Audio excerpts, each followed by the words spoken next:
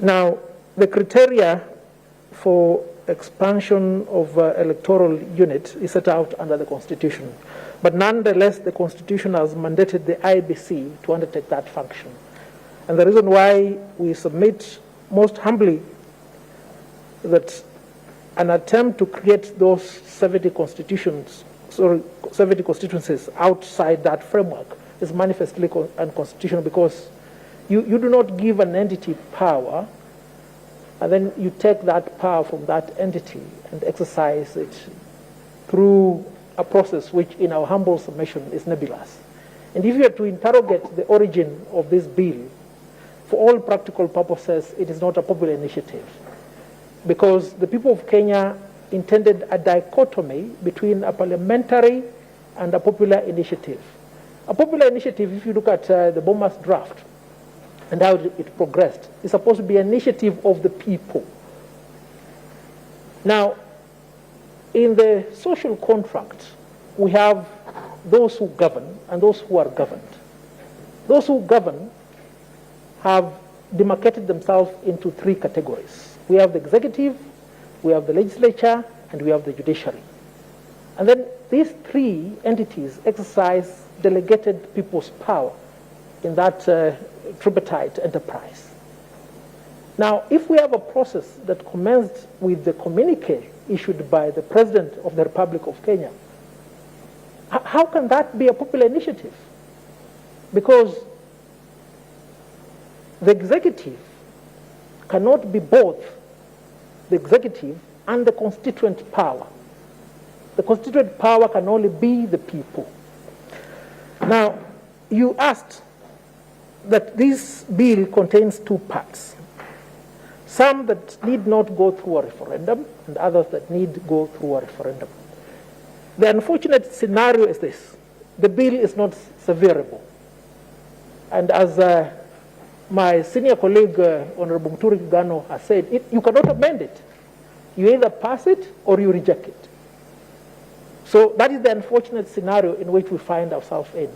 No wonder, therefore, we recommend most strongly that there be a standing, continuous constitutional review legislation to enable us have certainty in the manner in which we can amend the Constitution. For now, there's a lot of doubt. I think of all the questions, that was the most substantive question.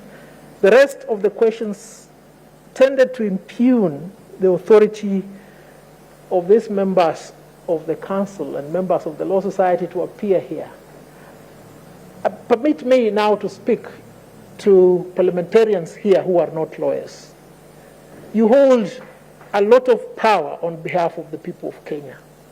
And we are here to plead with you that you exercise this power in the best interest of the people of Kenya. Many years ago, it must have been in 1964, a very distinguished legislator stood here and spoke, Tom Boyer. He said, allow us as Parliament to amend the Constitution on your behalf. Do not fear Parliament, because Parliament is a representative of the people. It is well documented in history what ensued thereafter. And it's for that reason that the process culminating in the promulgation of the Constitution on the 27th of August 2010 was very laborious. Now, if it requires a response, I think my learned colleagues who are members of this Parliament should be the first ones to know the principles of corporate governance, perpetual succession. The Law Society of Kenya is a corporate body. The Law Society of Kenya has elected leaders to represent it. And my very good friend, Honorable Otienda Molo, knows the Tankward principle. You can't go behind the curtain that brings the leaders to you. So that those are issues that are intended to blur the minds of other many... Point of order. Sorry. Mr. Chairman, yes, when we ask a specific question, we require a specific answer. Not going behind, we cannot argue about principles. The issue is simple. Is the president speaking as president of his own discretion, or is it a decision of the council, or is it from the views of members? It's just a very specific question. I think so. I think Mr. Havi, with a lot of respect, don't take us, maybe with a lot of respect, through corporate, just specifically deal with that matter for the sake of record. Justify yourself as representing the Law Society. If you came here as your own individual, it's okay. It is still okay. We have a memorandum. We have your views here. Whether you call them Havi, whether you are called president, or whether you came. But do not, what the honorable member is saying, that don't purport to represent the Law Society, to represent their views when they are not the views of the Law Society. I'm not saying they are not, but that is what he's saying. He's asking you to deal with that. Okay, thank you, Senior. This memorandum is presented on the letterhead of the Law Society of Kenya. It is a memorandum of the Law Society of Kenya. Very well. Then now, let's not go into in-depth, right? We have it. You have called it, you say it is a memorandum of the Law Society. Fine. We'll accept on the face value that view. So carry on a comment on other matters so that we shorten time. Okay. The last question that I would like to answer was the one as to whether, despite the position we took in October on the constitutionality of this House, are we approbating and reprobating? Kenya is a country governed by the rule of law. Parliament and the Attorney General went to court and sought stay of the advisory given by Chief Justice David Kinani Maraga on the dissolution of Parliament.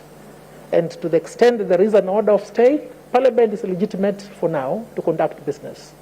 And it is therefore empowered to undertake the business that has been brought before it today. Thank you so much, the joint chairs of this committee and the members of Parliament. We are very grateful for having been given the opportunity to make these representations. You did comment, somebody raised an issue about you litigating matters that you presented before court, and the matter was lost, and the issues are being raised here. I didn't hear you comment on that. Thank you, Chair. I can confirm that there is no litigation filed by the Law Society that has been determined against the Law Society so far as the BBI is concerned.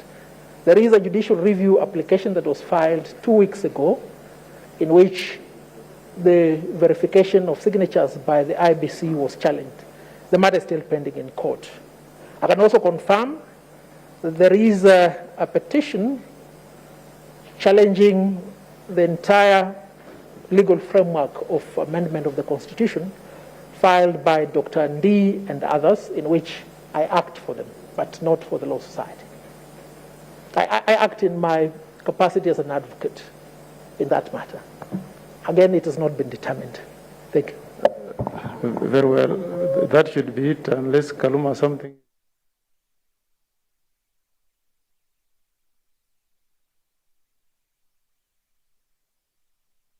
Safari.